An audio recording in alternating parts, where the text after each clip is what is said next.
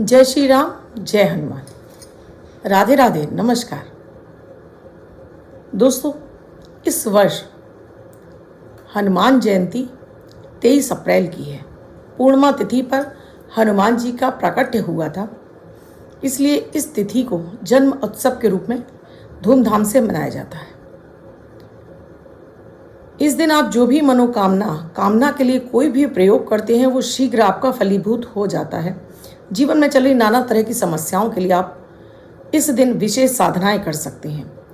विशेष प्रयोग करने से आज का दिन, क्योंकि ये पूरा दिन एक सर्वार्थ सिद्धि योग लिए होता है, पूरा दिन इस दिन आपको सारे तरह की सिद्धियां प्राप्त हो सकती हैं अगर आप चाहते हैं अपने जीवन में उन कष्टों से निकलना।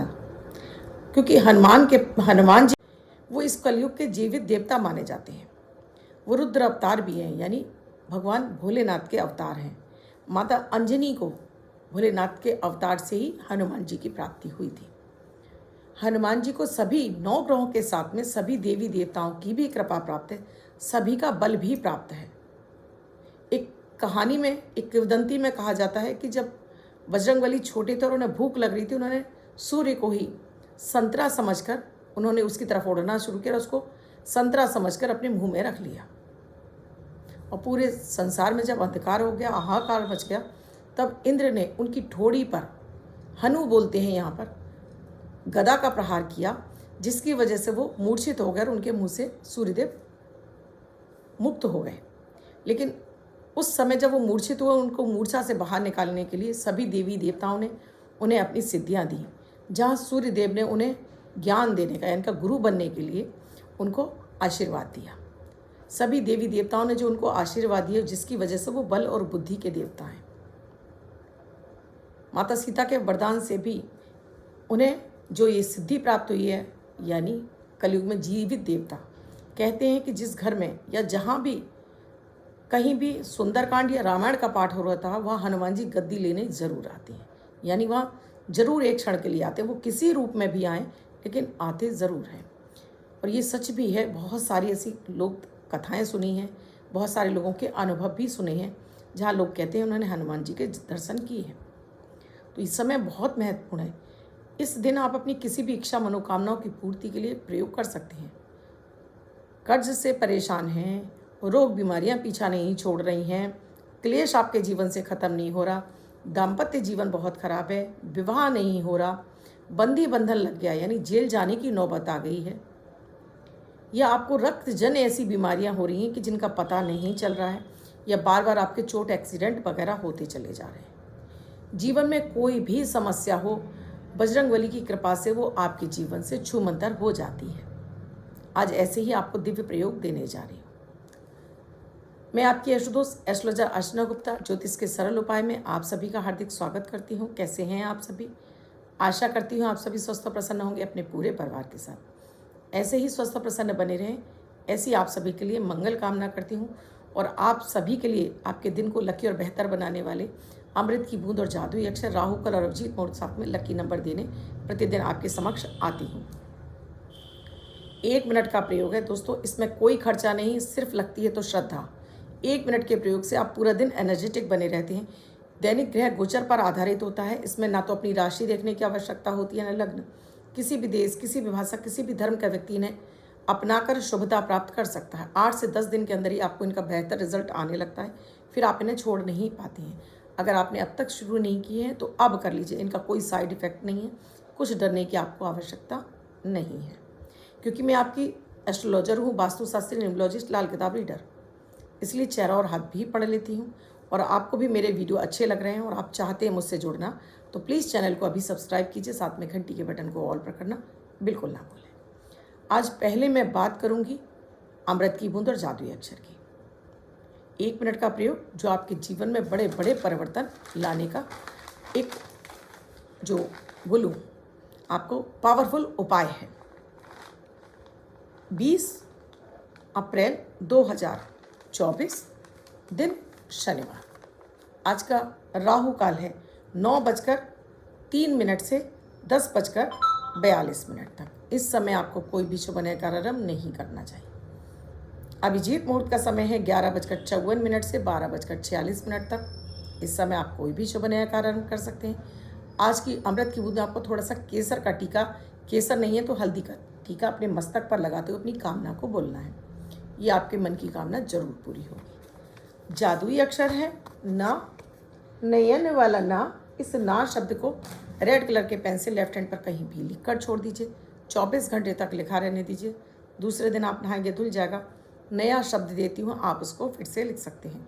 आप इसको अपने हाथ पर नहीं लिखना चाहते हैं, छोटी सफ़ेद कागज़ की चिट लीजिए, रेड कलर के पेन से लिखिए, फोल्ड करके पर्स या पॉकेट में रखिए। 24 घंटे तक साथ रखिए। दूसरे दिन फाड़ कर किसी पेड़ की जड़ में छोड़ दीजिए। आप इसे नाली में ना बहाएं। आज बात हो रही है हनुमान जयंती की।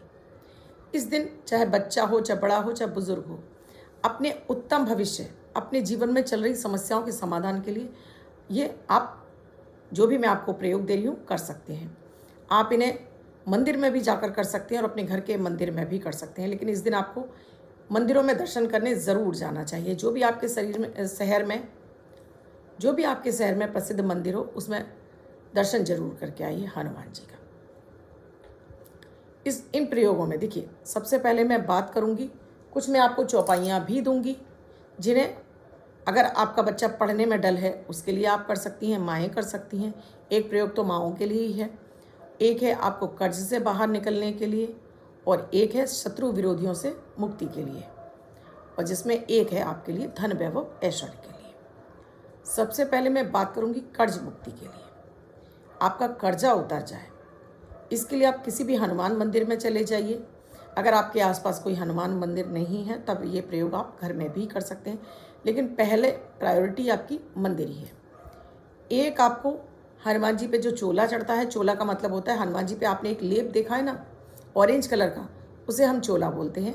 चमेली के तेल की एक छोटी सी शीशी, थोड़ा सा वो सिंदूर जो उन पर चढ़ता है, साथ में थोड़ा सा आप लीजिए, एक घी का आटे का दीपक बनाइए, कुछ प्रसाद ले लीजिए, एक धूप पत्ती ले लीजिए, और साथ में चांदी के वर्क मार्केट में मिलते हैं वो ले लीजिए।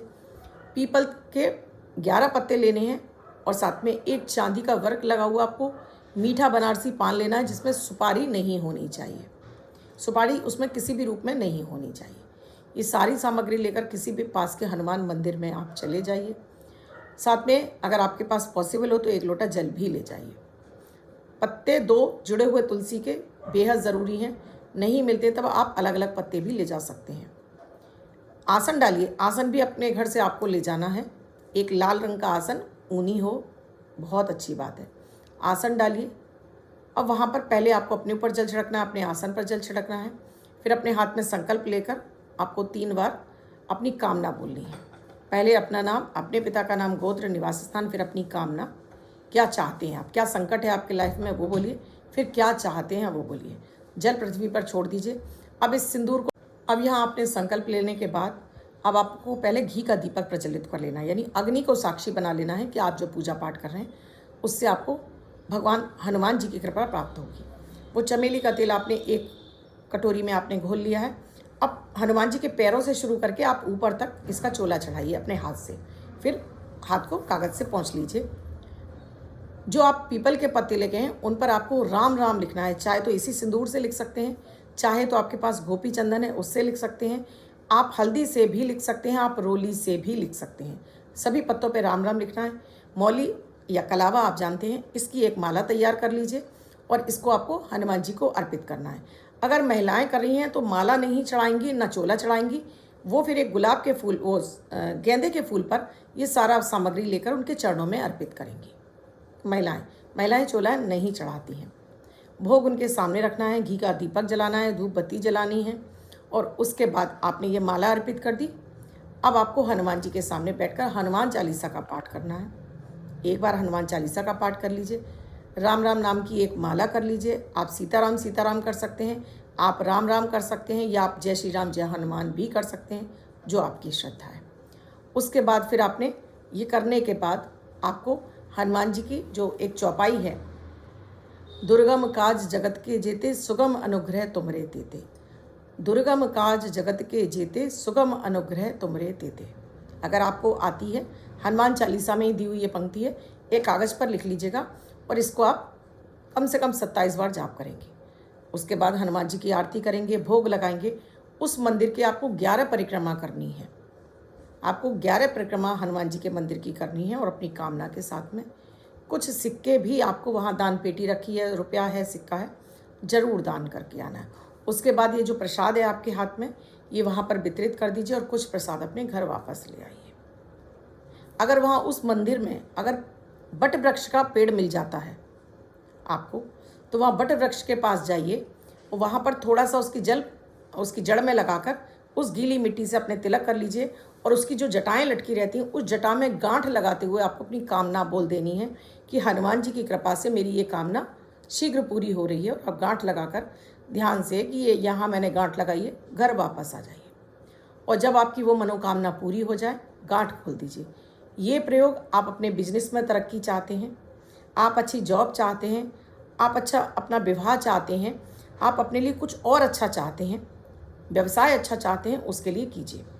और साथ में जो आप ये बरगद की जड़ है, एक टुकड़ा छोटा सा तोड़ भी लाइए और इसको लाकर धूप दीप दिखाकर अपने गले में स्थापित कर लीजिए। अपने पर्स में भी आप रख सकते हैं। दिनों दिन इसमें बरकत आती जाएगी आपके, और जीवन में वो धन समृद्धि जो भी चीज़ें आपसे छूट रही हैं, जॉब व्यवसाय सब कुछ मिलने लगेगा। विवाह में किसी भी तरह की अड़चन है वो भी आपकी दूर होने लगेगी। अब दूसरा उपाय है जो हर माँ को अपने बच्चों के लिए करना है या अपने घर की समृद्धि के लिए करना है। ये प्रयोग वो माँ अपने घर में भी कर सकती हैं कि हनुमान जी के सामने आपने आज के दिन घी का ही दीपक जलाना है। इसमें 2 लौंग डाल देनी है, 1 गुड़ का टुकड़ा लेना है, उस पर आपको 2 बूंद देसी घी रखकर 2 तुलसी के पत्ते रखने हैं। इस एक पेपर पर अपनी कामना लिखनी है कि आप क्या चाहते हैं। और कामना लिखना आपको नहीं आता कोई बात नहीं है, मन में दोहरा भी सकते हैं। उसके ऊपर दीपक रख दीजिए। मान लीजिए आपका बच्चा बिगड़ रहा है, बच्चा आपका कहना नहीं मानता है या पति आपका कहना नहीं मानते हैं या कुछ और समस्या है आपकी लाइफ में, तो वो भी आप उनकी फ़ोटो पर भी रख कर सकते हैं।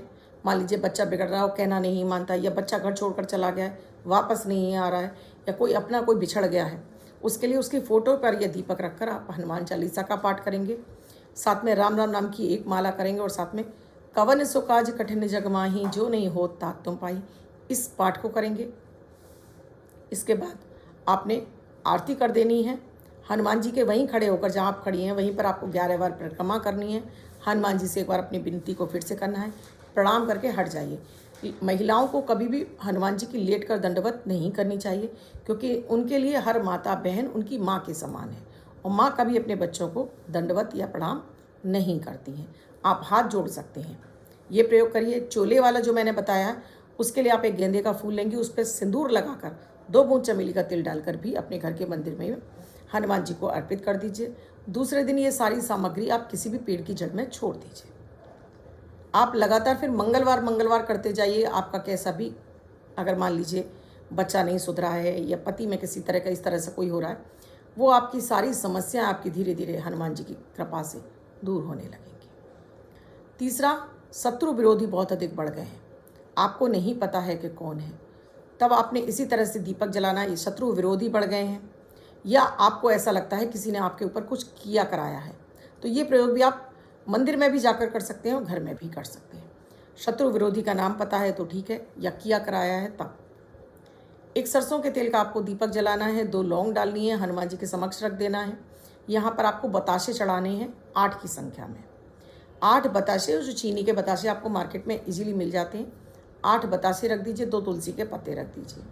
अब अपने ऊपर जल, अपने आसन पर जल छिड़किए, फिर अपना नाम, अपने पिता का नाम, गोत्र और निवास स्थान, फिर अपनी कामना। और मान लीजिए शत्रु विरोधी बढ़ गए, उनका आपको नाम पता है, एक वाइट कलर का पेपर लेंगे, उस पर ब्लैक कलर से अपने शत्रुओं के नाम लिखेंगे और उसके ऊपर आप दीपक रख देंगे। नहीं पता है तब फिर अपने मन में कामना बोलेंगे। जैसे मैंने कहा आपको किया कराया है, उसके लिए भी यही प्रयोग है। आपको उसमें किसी का नाम नहीं लिखना, क्योंकि आपको नहीं पता है किया कराया किसके ऊपर है। अब यहाँ आपने हनुमान चालीसा किया, उसके बाद फिर आपने राम राम नाम की एक माला की और उसके बाद आपको एक मंत्र का जाप करना है। भूत पिशाच निकट नहीं आवे, महावीर जब नाम सुनावे। अगर आपको ऊपर ये किया कराया है उसके लिए आप करेंगे, भूत पिशाच निकट नहीं आवे, महावीर जब नाम सुनावे। अगर मान लीजिए कोई बीमारी रोग पीछा नहीं छोड़ रही है, उसके लिए तब आप इस मंत्र का जाप करेंगे। नासै रोग हरै सब पीरा, जपत निरंतर हनुमत पीरा। कहने का मतलब है पिशाच निकट नहीं आवे, महावीर जन नाम सुनावे। अब मान लीजिए आपकी कोई बीमारी नहीं पीछा छोड़ रही है, तब आप करेंगे नासे रोग हरे सब पीरा, जपत निरंतर हनुमत मीरा। अगर आपको हनुमान बाहुक मिल जाती है तब फिर आप नियमित एक हनुमान बाहुक का पाठ भी करेंगे। हनुमान बाहुक के नाम से आपको मार्केट में पुस्तक मिल जाएगी।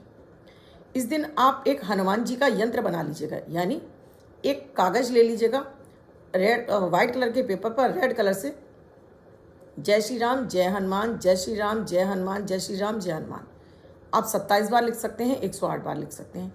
आप अपना कोई भी वाहन चलाते हैं उसमें ले जाकर उसके डैशबोर्ड में रख सकते हैं, जिससे कि आपका जो सुरक्षा चक्र है आपके पास बना रहे और आपको यात्रा में किसी भी तरह का आपको और आपके वाहन को किसी भी तरह का कोई कष्ट ना हो। अगर आपके शत्रु विरोधी जो आपको परेशान कर रहे हैं, तब आपको यही करना है।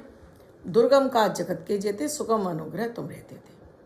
इसका एक माला जाप करिए, हनुमान जी की आरती कीजिए, भोग अर्पित कर दीजिए। फिर उसके बाद वहाँ से उठिए, जल को थोड़ा सा दीपक के चारों तरफ डालकर, ज़मीन पर डालकर अपने तिलक लगाइए। एक बार उनसे प्रार्थना कीजिए कि जो भी आपने उनको समस्या बताई है उसका वो निवारण कर रही हैं। 11 बार परिक्रमा कीजिए। आपके घर का मंदिर ऐसे बना हुआ कि उसकी परिक्रमा इजीली हो सकती है तो वहाँ कर लीजिए, नहीं तो अपने आसन पर खड़े। आसन जरूरी है, बिना आसन के आप पूजा नहीं करेंगे और लाल कलर का ही आसन होना चाहिए। कपड़े धुले हुए पहनिए, स्वच्छ पहनिए, ब्लू और ब्लैक कलर के कपड़े आपको नहीं पहनने हैं। उसके बाद जो आपने कुछ भी भोग रखिएगा उसे, जैसे मैंने बताशे बताए हैं, ये बताशे आपको खाने नहीं हैं, ये बताशे आपको ले जाकर किसी भी चींटी के बिल पर छोड़ने हैं या किसी भी रोड साइड पेड़ झाड़ी में आपको छोड़ देने हैं। आपको इसको खाना नहीं है। करके देखिएगा, इतना चमत्कारिक प्रयोग है ये आपकी हर इच्छा को पूरा करेंगे। एक आखिरी एक चीज़ और बता देती हूँ। अगर आपके यहाँ किसी को भी किसी भी तरह की नशे की शिकायत है, नशे की आदत है और वो छोड़ नहीं रहा है, इस दिन आपको 8 बताशे लेने हैं। हर बताशे में छेद करेंगे और एक एक बूंद इसमें सरसों के तेल की आप गिरा देंगे। उस व्यक्ति के ऊपर से 7 बार आपको एंटी यानी उल्टा ही घुमाना है। अगर वो व्यक्ति आपके पास नहीं है तो आप उसकी फ़ोटो से भी घुमा सकते हैं। 7 बार घुमाकर अपने घर की, जिस रोड पर आप डेली जाते हैं उस रोड के अपोजिट रोड पर जाकर इसको मसल कर आप कहीं भी फेंक कर घर आ जाइए। आप ये लगातार 11 मंगलवार करिए। उस व्यक्ति का नशे की आदत छूटने लगेगी, उस व्यक्ति में आपको सुधार दिखाई देने लगेगा। पर मेरी एक ही शर्त होती है, हमेशा किसी भी प्रयोग को कीजिए श्रद्धा और विश्वास के साथ में, क्योंकि ये बिना किसी खर्चे के उपाय हैं। लगती है तो सिर्फ श्रद्धा, इतना तो आप लगा ही सकते हैं अगर आप चाहते हैं आपके जीवन में आपकी समस्याएं दूर हों और आपकी मनोकामनाएं पूरी हों। अब जिनका बर्थडे या मैरिज एनिवर्सरी है उनका ये वर्ष शुभ हो, ऐसी आप सभी के लिए मंगल कामना करती हूँ। बच्चे महिला पुरुष जिनका बर्थडे है, वो पति पत्नी जिनकी मैरिज एनिवर्सरी, किसी भी महीने की 20 तारीख आपकी बर्थडे या मैरिज एनिवर्सरी है, वो ये प्रयोग करेंगे। वाइट कलर के पेपर पर हल्दी से 2 नंबर लिखेंगे, फोल्ड करके अपने पास रखेंगे। ये अंक आपको वर्ष शुभता प्रदान करेगा। अन्य कोई व्यक्ति 24 घंटे तक लिखकर इसको अपने पास रख सकता है। वीडियो अच्छा लगा हो तो लाइक ज़रूर कीजिएगा, शेयर ज़रूर कीजिएगा और कमेंट में जय श्री राम जय हनुमान लिखना बिल्कुल ना भूलें। साथ में ही अगर आप चाहते हैं इस वीडियो में जो समझ में नहीं आया तो कमेंट सेक्शन में आप लिख सकते हैं क्या आपको समझ में नहीं आया। कुंडली का विश्लेषण कराना चाहते हैं तो स्क्रीन पर नंबर दिया, कॉल या व्हाट्सएप मैसेज के जरिए जान सकते हैं क्या है प्रक्रिया, क्या है प्रोसीजर हमसे जुड़ने के लिए। कल फिर आऊँगी ऐसे ही कुछ नया लेकर, तब तक के लिए राधे राधे।